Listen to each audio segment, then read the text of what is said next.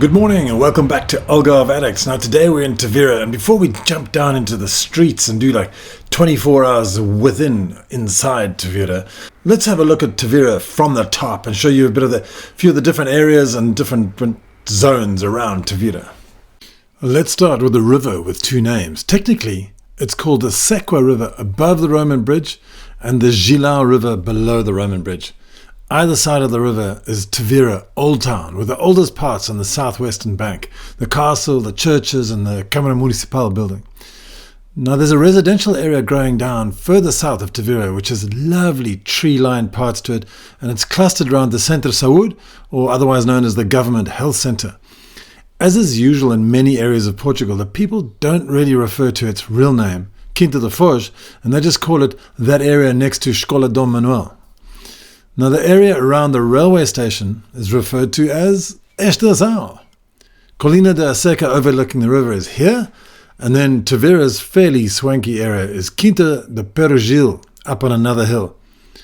Moving across the river, this whole area north of the 125 road is called Pegada on the left-hand side, Mato Santo Espírito, and Val Caranguejo, which is basically the Valley of the Crab. Now, moving back into the town a little bit, Porta Nova is around the second train station, and then we go through the old town on the sort of northeastern side of the river, with then going down to Quatro Águas down near the beach. So Quatro Águas means four waters, okay, because all these waters, join each other, the Rio Formosa. It's quite complicated getting to grips with all the little areas and the names of the areas, but those are the basics to get you going.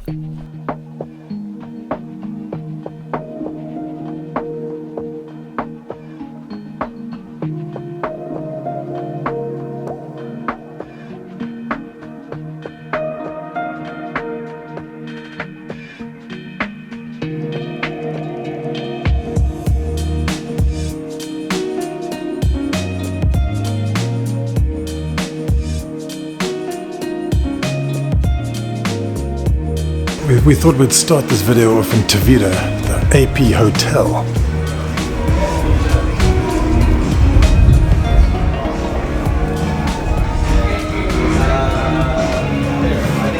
That's my cousin Chris, and that's my other cousin Bryn.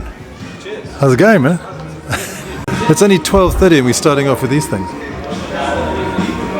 It's our day off. Bryn, some of us may not have to work like you don't, but this is my job, Murray. This is one of the coolest bars in Tavira. It's great. It's got a fantastic view. It's right on top of the Hotel AP Maria Nova, and we often have events in this very, very bar. And I think every Wednesday night they also have an international meetup at about 6:30. If I'm not mistaken, we tucked into lunch. You find a Portuguese. Crab sandwich, don't go wrong. Cheers, guys. Cheers, boys. Cheers. We're just going to go get a coffee and then meet up with our lawyer and just tell you a little bit about how you could actually move to Tavira.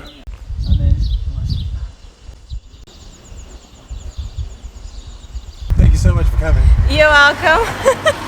So I just wanted to ask you quick questions, like how people manage to move to Portugal. What's the most popular one? The most popular visas nowadays are the D7 and the D8, the most common ones that most people apply for. There are a bunch of others if you don't fit in these two.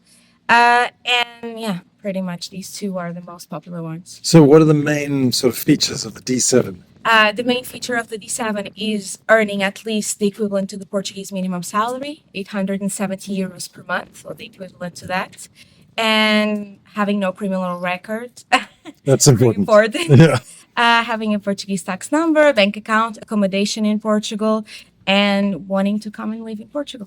But what about the money? You're saying you need to have that coming into your account every single month, and you don't necessarily need to have it to earn it in a Portuguese bank account. You can still earn it in your country of residence, but you need to prove that you earn it, whether it's through pension, through investments, rental income, whatever the source is. Okay, so you've got to have that coming into your account, but you also need to have 12 times that amount in cash. Yes, it's makes your application stronger if you show that you have at least 870 euros times 12 deposited on a Portuguese bank account. Okay, and 870 euros is the minimum wage now? The minimum wage currently in Portugal. Which will change every year just about? Yes, usually changes, hopefully changes every year. Okay, brilliant. And is that a very simple process? Yes, I would say the process is very straightforward, gathering all the paperwork. What can be trickier or take a little bit more of time is dealing with the authorities. So the embassy, VFS Global, the Portuguese immigration authorities, which unfortunately don't depend on us lawyers or on you applicants, let's say. We have to deal with them, but eventually things work out. And from my recent experience, at least over the last 6 months, things have been working pretty well. Okay, so more or less, what kind of timeline, how long? What I advise my clients is that they start planning their move and their visa application at least 6 times ahead of their intended date of arrival in Portugal. I think that's sufficient time to get everything done. You make it sound so easy. Well, I don't think it's. I think people go into it with an idea, but in the end of the day, it's not that hard. I think if you plan, if you're not in a rush, things work out fine. Brilliant. That's what I say to my clients. Thanks, Anna. Appreciate it. You're welcome. And with that, I headed back to Xisto, which was Anna's suggestion for a quick coffee after lunch before we go in to check in to our hotel. It's a lovely coffee shop, apparently run by Canadians. So go check it out and give them a bit of support. Many of you know how I can't say no to a really, really good coffee, and this is perfect. They made a perfect flat white.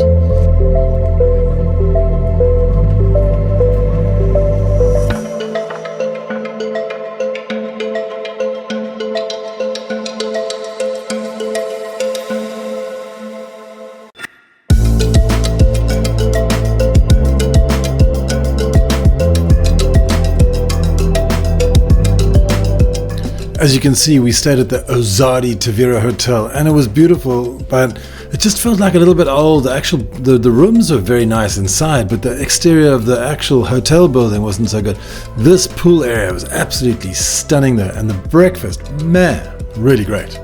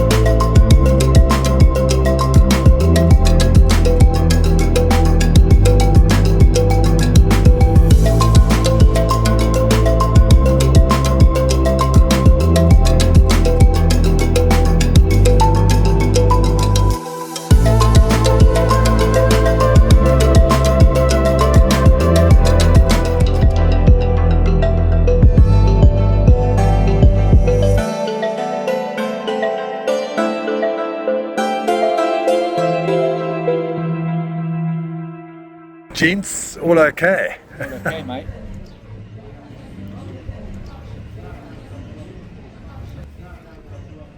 Cheers, gentlemen. Cheers. Cheers. So we've made our way down to Quatro Aguas, where you can actually take the ferry down to Tavira Beach. And we're not going to do that right now. We're going to have a chat with Arie, who's an American who's relocated to Tavira about 2 years ago. So Arie, you've been here in Tavira quite a while, right? That's correct. It'll be 2 years in August. And how's it going? Because I'm curious from an American's point of view, moving to Tavira, what are the differences that you've found? Well, we like a lot of the differences. The differences are slower life, which everybody, I mean, that's common, you know. It's kind of funny for us because it really depends on what part of the United States that you're from. Yeah. And I'm from the south of the United States, and there's a lot of similarities between the south of the United States and Southern Europe, Portugal in particular. Really? Well, a lot of the same things, a lot of slower lifestyle. Bureaucracy takes a while, but it's the same in my former area of the United States. Mm-hmm. So those things they don't really bother us as much. I think the things that we like the most is how much you can walk everything, how safe it is. So specifically in Tavira, like you live in the center of town, right? And you could just walk. Pretty much. We are right at the edge. We are right near the public school that's on this side of the river, Escola Manuel. Okay. And we're within less than a third of a mile. I'm still in miles from the international school that my son goes to. Oh, cool. So you can walk to anything, pick up bread and milk and go to restaurants and do whatever you want by foot. Yep. I think one of the differences is that we didn't expect, but we've gotten used to, is that it's much more hilly here than where we come from. Yeah. So we are real close to the Little. It's a little uphill though, but it's an easy walk. And that's been nice. Not having to be in a car all the time. It's been nice. And have you come into contact with any like local Portuguese cultures that you find quite interesting and different? Yes, we like the food. I like Portuguese food, especially the seafood here. We were big seafood eaters back in the south of the United States where we were in a coastal town. The shrimp is a little bit different tasting. The shrimp back home is a little sweeter than the shrimp here. But we've liked it. And we like how they serve the fish here. Very much more traditional style. I'm curious about the shrimp because do they actually, as we say in Portuguese, de cascar, do they take off the shells in the States and they don't take off the shells here, right? That's correct. You can get it either or in the States, but it is very common to have it already shelled. Whereas here, that's not really the case. I know. I always ask for it. It's like, can you, I mean, seriously, guys, I'm paying $20 for this meal. Can you really just take off the shell? Oh, yeah. You spend 20 minutes just deshelling them before you get to the fun part, right? That's crazy. Yeah.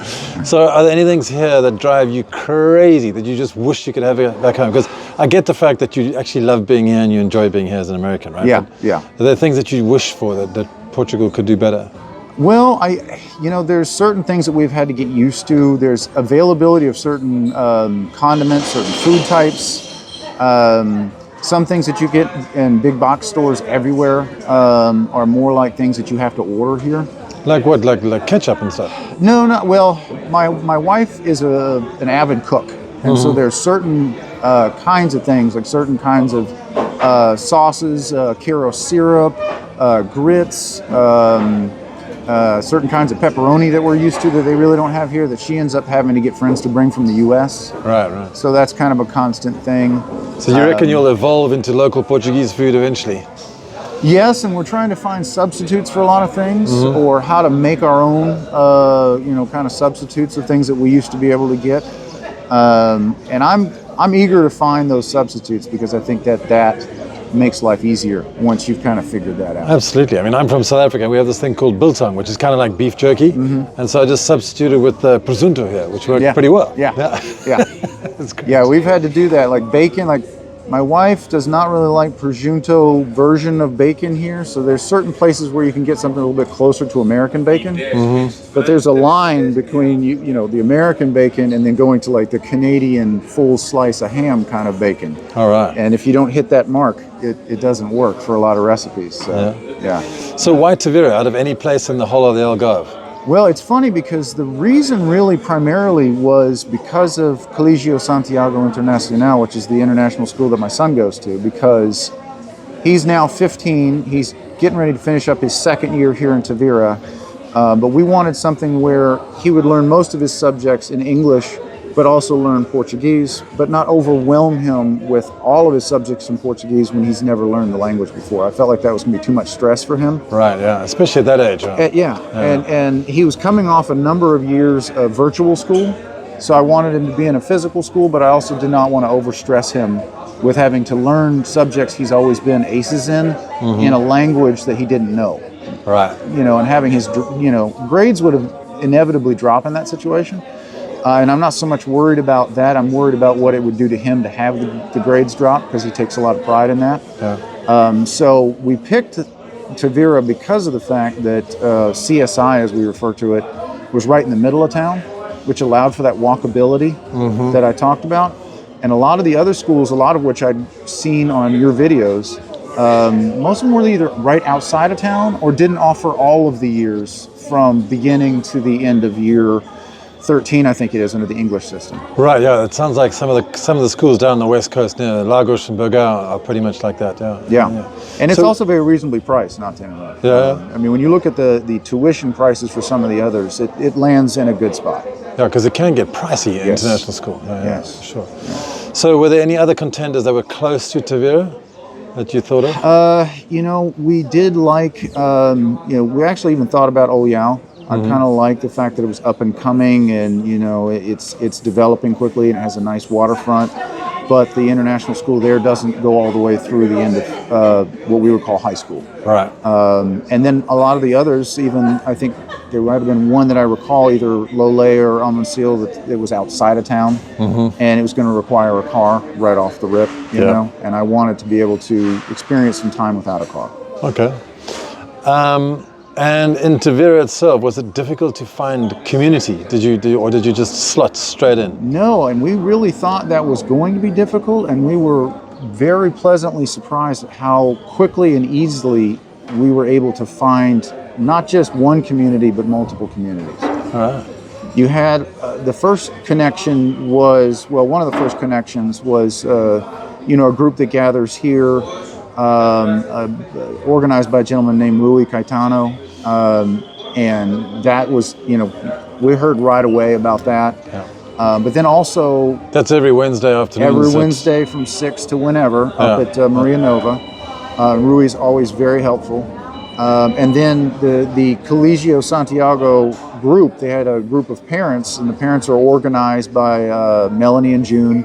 And we got into those WhatsApp groups, as well as invitations from the school to join the parents at coffee in the morning for new student parents.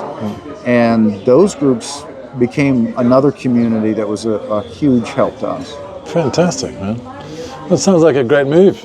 You happy? It has been. I am happy. In fact, I have no intention on going back anytime soon. We've had to make a few small trips for the visa back when we originally were here. We came before we got our visa because we needed to get Kai into school on time. And Rui was actually very helpful in connecting us with somebody who worked in the embassy in DC. So we were able to go straight there, hand over our passports, get the visas, get them back, and come back. But other than that trip, I haven't been back, and I'm perfectly happy to stay right where I'm at. Fantastic. Thanks so much for taking the time out to chat to us. I really appreciate it, Arie. No problem. All right. All right, Nick.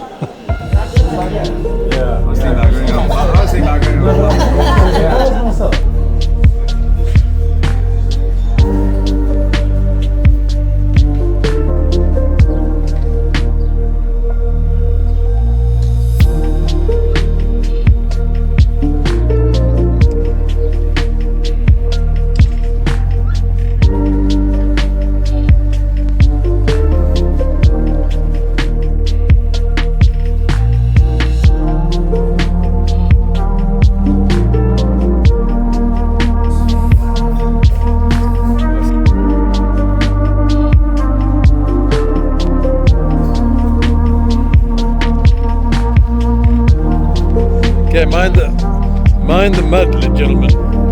No! So, Chris, it's 6:42. Yeah. We're struggling. We're hungry. What are we going to do? No, we are getting hungry, so what's the plan, big man? Bryn, come here.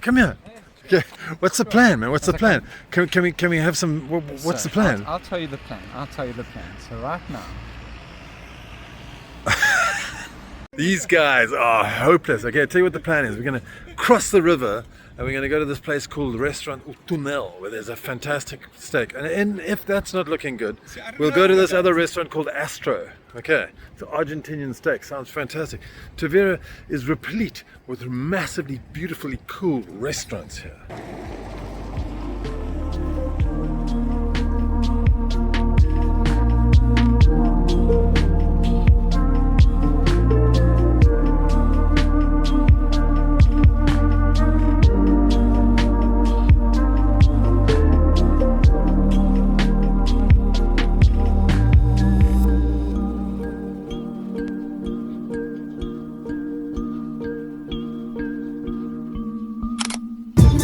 Had a quick stop for cocktails because it's time for cocktails.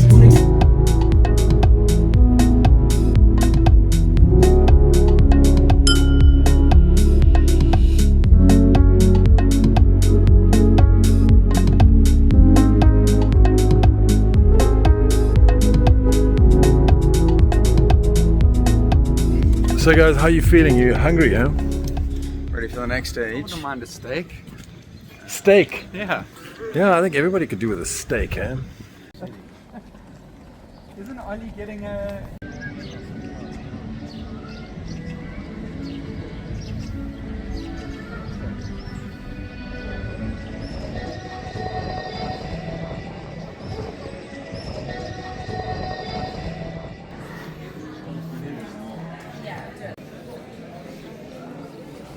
Eso es Tavira. Esto ya es... So, gentlemen, you happy with the choice for dinner? We'll see. We'll find out. I mean, I'm happy with the choice. I'm really happy. Ribeye. We got sirloin. Or flank steak. Flank steak. Chicken. Stuffed chicken. Salata caprese.